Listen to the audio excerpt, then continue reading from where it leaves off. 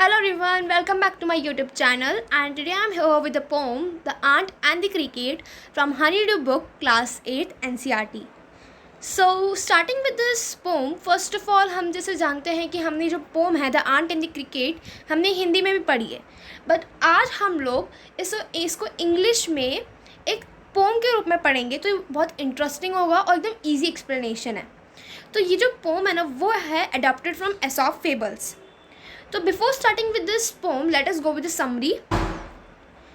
A fable is a story, often with animals as characters, that conveys a moral. This poem about an ant and a cricket contains an idea of far-reaching significance, which is true of a four-legged cricket as of a two-legged one. Surely you have seen a cricket that has two legs. तो सबसे पहले तो यहाँ पे fable क्या है? A fable is a story. Fable जो होता है ना वो एक ऐसी स्टोरी होती है जिसमें हमेशा मॉरल होता है और उसमें हमेशा एनिमल्स को एज अ कैरेक्टर्स लेते हैं और लास्ट में हमेशा एक मॉरल देता है. The poem about an ant in a cricket contains an idea of a far reaching significance. जो पोम है ना वो एक ऐसा आंट और क्रिकेट उसमें कैरेक्टर्स हैं और वो ऐसा आइडिया देते हैं कि आपको हमेशा हार्ड वर्क करना चाहिए और वो ऐसा देते आपको हमेशा हार्ड वर्किंग चीज़ के लिए देते हैं. वो चाहते हैं कि अभी से स्टार्ट करो हर चीज़ के लिए, उसको बाद के लिए टालते मत रहो, अभी से स्टार्ट कर दो. Which is a true of a four legged यहाँ पे है cricket. Four legged cricket as of a two legged one. तो जो एक इधर क्रिकेट ने जो काम करा है ना वो टू लेग्ड वन, अब इधर टू लेग्ड वन बोला है हमें ह्यूमन बींग्स को. तो इधर जो क्रिकेट करता था ना वो हम ह्यूमन बींग्स भी करते हैं. मीन्स हम लोग इधर क्रिकेट थोड़ा आइडिया बता देती हूँ. जो क्रिकेट है वो अपना काम को टालता था, बोलता था मैं बाद में कर लूँगा और जब वो एक पर्टिकुलर टाइम आता है जब उसके पास कुछ भी नहीं होता. वैसे ही हम ह्यूमन बींग्स हैं, हम क्या बोलते हैं हम ये काम बाद में कर लेंगे and at the particular time we are not having anything. So surely you have seen a cricket that has two legs. तो यहाँ पे ये लाइन बोली है कि surely you have seen a cricket means आपने देखा होगा जो क्रिकेट ने काम करे हैं वही ह्यूमन बींग्स भी काम करते हैं. तो starting with the poem with the first stanza. A silly young cricket accustomed to sing though the warm sunny months of gay summer and spring, began to complain when he found that at home his cupboard was empty and winter was come. Not a crumb to be found on a snow-covered ground. Not a flower could he see, not a leaf on the tree. Oh, what will become, says the cricket of me. तो इधर जो पूरे paragraph में बता रखा है कि जो क्रिकेट है ही इज़ एक्चुअली फुलिश. उसको ये नहीं पता कि किस टाइम पे कौन सा काम करना राइट है. कस्टमर टू सिंग मतलब ही यूज टू सिंग. तो एक फुलिश क्रिकेट था, एक सिली यंग क्रिकेट था, वो हमेशा गाता रहता था. मतलब his hobby was to sing. उसको अच्छा लगता था गाना. और कब गाता था वो? जब बहुत ही गर्म warm sunny months of gay summer and spring. Gay मतलब हैप्पीली एंड हैविंग फन. तो जब यहाँ पे समर एंड स्प्रिंग और वार्म सनी मंथ्स बोल रखा था अपन को ऐसे ही दिख रहा है कि ये समर होगा. ठीक है. तो जो सिली यंग क्रिकेट था ना, एक फुलिश क्रिकेट, वो गाता था. कब गाता था? समर के मंथ्स में विद हैप्पीली और एकदम इन्जॉय के साथ गाता था. Began to complain when he found that at home his cupboard was empty and winter was come. लेकिन फिर वो कंप्लेन करने लगा, मतलब फिर वो शिकायत करने लगा कि घर की, जब उसने देखा कि उसके घर पे जो कबर्ड है वो तो एम्प्टी, उसमें कुछ भी नहीं है. एंड विंटर वॉज कम, और विंटर आ चुकी थी. क्योंकि विंटर आ चुकी तो हमें कपड़े चाहिए होते हैं, वुलन क्लोथ्स चाहिए होते हैं, खाने के लिए गर्म खाना चाहिए होता है. तो ऐसा क्रिकेट ने कुछ करा ही नहीं था. तो उसकी जो कबर्ड है वो एम्प्टी, ना तो उसने खाने के लिए कुछ रखा था, ना उसने अपने शेल्टर को प्रोटेक्ट करने के लिए कुछ रखा था. तो उसका कबर्ड एम्प्टी है, तो वो शिकायत करने लगा अपने आप से.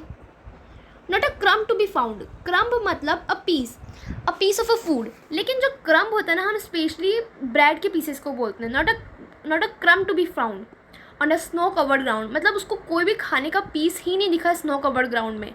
स्नो कवर्ड ग्राउंड मतलब विंटर्स थी तो ऑफकोर्स स्नोफॉल होता है. स्नोफॉल होता है तो पूरा ग्राउंड पे स्नो हो जाती है. तो कोई भी ऐसा है उसको खाने का पीस ही नहीं दिखा उसको स्नो कवर्ड ग्राउंड पर. Not a flower could he see, not a leaf on the tree. Oh, what will become, says the cricket of me.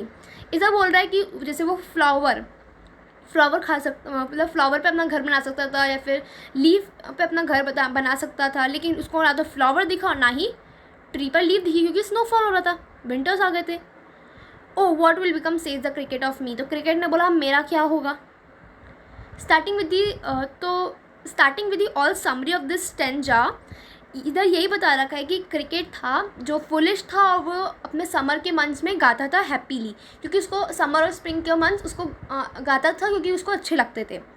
लेकिन जैसे ही विंटर आई उसने घर पे देखा कि उसका कबर्ड तो एम्प्टी, उसके कुछ भी नहीं उसके कबर्ड में खाने के लिए।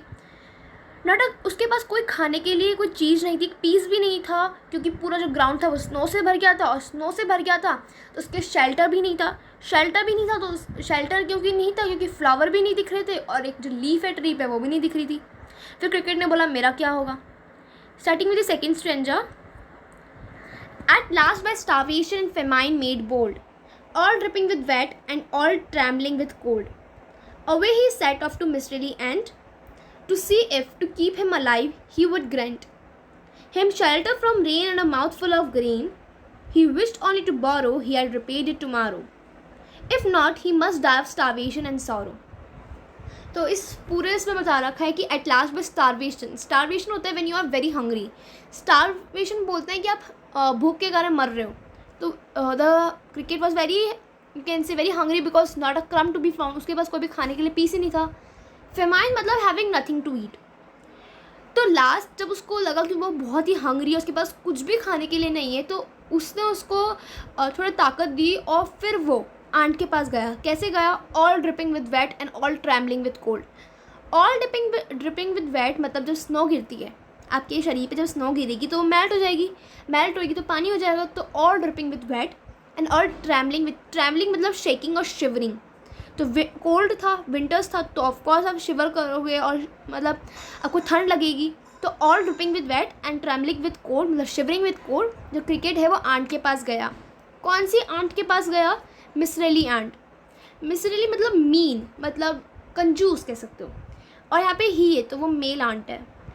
To see if to keep him alive he would grant, और वो ये देखने गया कि शायद आंट उसको कुछ दे दे जिससे क्रिकेट जिंदा रह पाए। Him shelter from rain and a mouth full of grain. Cricket चाहता था कि इससे मुझे थोड़ा सा शेल्टर मिल जाए रेन से बचने के लिए, और थोड़ा सा ग्रेन मिल जाए, ग्रेन मतलब खाना मिल जाए थोड़ा सा एक बार क्या। He wished only to borrow. Cricket ने बोला कि मैं एक बार आपसे बोरो कर रहा हूँ, मतलब एक बार आपसे उधार ले रहा हूँ, बाद में आपको मैं वापस दे दूँगा। If not he must die of starvation and sorrow. अगर आप नहीं दोगे तो शायद मैं स्टारवेशन और सॉरो से मर जाऊँगा, शायद मैं भूख के कारण मर जाऊँगा। तो इस पूरी स्टैंजा की समरी है कि जैसे हमने फर्स्ट पैराग्राफ में देखा था कि क्रिकेट के पास कुछ भी नहीं था खाने के लिए, और उसके पास शेल्टर बनाने के लिए भी कुछ नहीं था, और विंटर्स आ चुकी थी।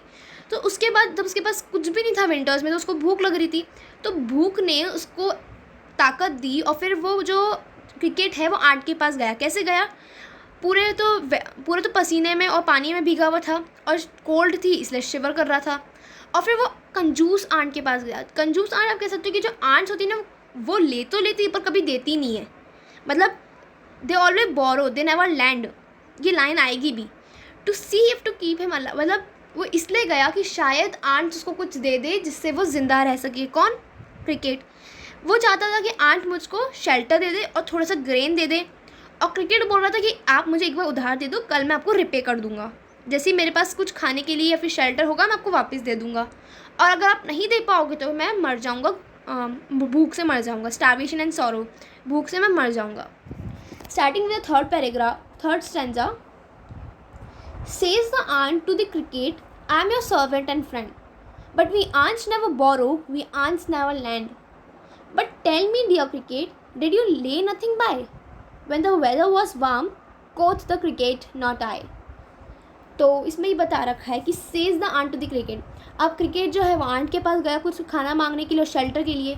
तो उस आंट ने क्रिकेट को बोला कि okay I am your servant and friend. Servant and friend मतलब ठीक है मैं तुम्हारी हेल्प करूँगी, मतलब तुमसे कोई दुश्मनी नहीं है मुझको, मैं ऑफकोर्स तुम्हारी हेल्प करूँगी, लेकिन एक रूल है हमारा कि जो आंट होती ना तो वो कभी उधार लेती है और ना ही वो किसी को देती है, ना तो they never borrow they never lend. But tell me dear cricket, ant पूछती है उस क्रिकेट को, did you lay nothing by? Lay nothing by मतलब सेव नथिंग, क्या तुमने कुछ भी सेव नहीं किया? अपने शेल्टर खाने कुछ भी सेव नहीं करा? When the weather was warm, ants ने क्रिकेट को बोला क्या तुमने कुछ भी सेव नहीं किया जब वेदर वार्म था? क्योंकि वार्म वेदर में तो क्रिकेट गाना गाता था। कोच द क्रिकेट, कोच मतलब सैड, ये ओल्ड वर्जन ऑफ इंग्लिश है। Sad the cricket not I, cricket ने बोला नहीं मैंने नहीं किया। तो summary of the stanza is कि फिर उसके बाद भूख और शेल्टर के ढूंढने के लिए क्रिकेट है वो आंच के पास गया। आंच ने बोला ठीक है, हम आपके फ्रेंड हैं, हम आपके सर्वेंट भी हैं, हमारे कोई दुश्मनी नहीं है, लेकिन हमारा एक रूल है, एक असूल है कि ना तो हम किसी को बोरो करते हैं और ना ही हम लोग लैंड करते हैं। अब मुझे एक बात बताओ क्रिकेट, क्या तुमने कुछ भी सेव नहीं करा जब वेदर वार्म था? तो क्रिकेट ने बोला नहीं, मैंने नहीं किया, क्योंकि मैं तो गाना गाता था समर्स के मंथ में, समर और स्प्रिंग में, तो वो सेव कैसे करेगा? Starting with the stanza fourth.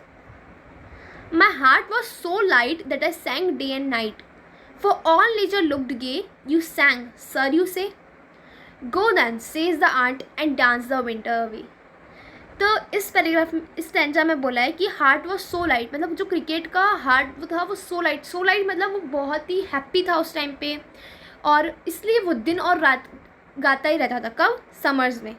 For all nature looked gay हमने पढ़ा था very happy and having fun, तो पूरा जो नेचर था वो एकदम हैप्पी था और he was having fun in that weather.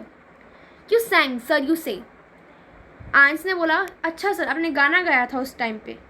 Go then says the aunt, फिर आंच ने बोला ठीक है तुम जाओ अब, क्योंकि और तुमने जैसे समर्स एंड डांस और विंटर अवे, जैसे तुमने समर्स में गाना गाया अब तुम विंटर्स में डांस करो। तो स्टैंजा में बता रखा है, इसकी समरी है कि जो क्रिकेट है वो दिन और रात गाता ही था समर्स में। क्यों? Because the weather was very clear and he love to sing in those days. And तो फिर आंच ने क्या बोला? आंच ने बोला कि तुमने कुछ भी नहीं किया, तो जैसे तुमने समर्स में गाना गाया अब तुम विंटर्स में जाके डांस करो। Starting with the next stanza, that is, thus ending he hastily lifted the wicket, and out of the door turned the poor little cricket. Folks call this a fable, I will warrant it true. Some crickets have 4 legs and some have 2. तो ये बहुत ही अच्छा एक stanza है और इसमें बता रखा है कि thus ending he hastily lifted the wicket. Thus ending मतलब जो आंच ने जब इसको सुना कि उसने समर में कुछ सेव नहीं करा, उसने समर में सिर्फ गाना गाया और विंटर्स में वो मांगने आया है, तो आंच ने सिर्फ उसको यही बोला, आंच ने उसको अपने घर से बाहर निकाल दिया।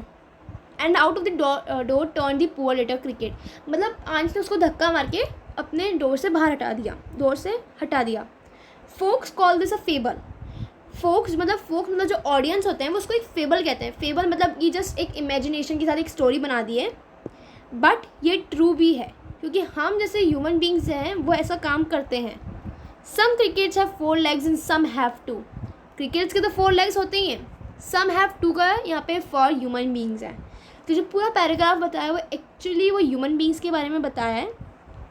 और इसमें एक यही मैसेज है कि जैसे स्कूल में 2 टाइप्स के स्टूडेंट होते हैं क्लास में। एक स्टूडेंट्स तो होते हैं जैसे बाई चांस आपकी डेट आ गई, जैसे अभी अक्टूबर चल रहा है, बाई चांस डेट है नवंबर, एग्ज़ाम्स है आपकी नवंबर में, और आपको बोला है कि 1 मंथ का है, जो नवंबर नहीं तो अपन जनवरी ले लेते हैं। जनवरी में आपके एग्ज़ाम्स हैं, पीरियोडिक टेस्ट सेकेंड है जनवरी में, तो एक ग्रुप है और एक ग्रुप बी है। ग्रुप ए वाले बच्चे तो ऐसे हैं कि वो अभी से तैयारी शुरू करने लग जाते हैं सीरियसली। ग्रुप बी के ऐसे बच्चे वो बोलते हैं अभी तो टाइम है, अभी तो 3 महीने हैं, अभी कहाँ से पढ़ना है, बाद में पढ़ लेंगे, बाद में। और जैसे ही दिसंबर 15 होता है वो बुक्स लेकर स्टार्ट होते हैं, लेकिन एग्ज़ाम में उनके अच्छे मार्क्स नहीं आते हैं। तो इसमें यही बता रखा है, जो आंच है वो तो ग्रुप ए से रिलेट है और जो क्रिकेट है वो ग्रुप बी से रिलेट है। क्रिकेट ने बोला कि बाद में टाइम आएगा तब स्टोर कर लूँगा, बाद में टाइम आएगा तब शेल्टर अच्छे से बना लूँगा। आंच जो वो अभी से स्टार्ट करती गई। तो इसमें यही बता रखा है ह्यूमन बींग्स भी ऐसा ही करते हैं। इसलिए कुछ लोग कहते हैं कि ये जस्ट एक फेबल है, ये इमेजिनेशन वाली स्टोरी है, लेकिन ये ट्रू भी है। तो this was the poem that was the ant and the cricket. And if you like my video, don't forget to like, share and subscribe my channel. Thank you and have a nice day. Bye everyone.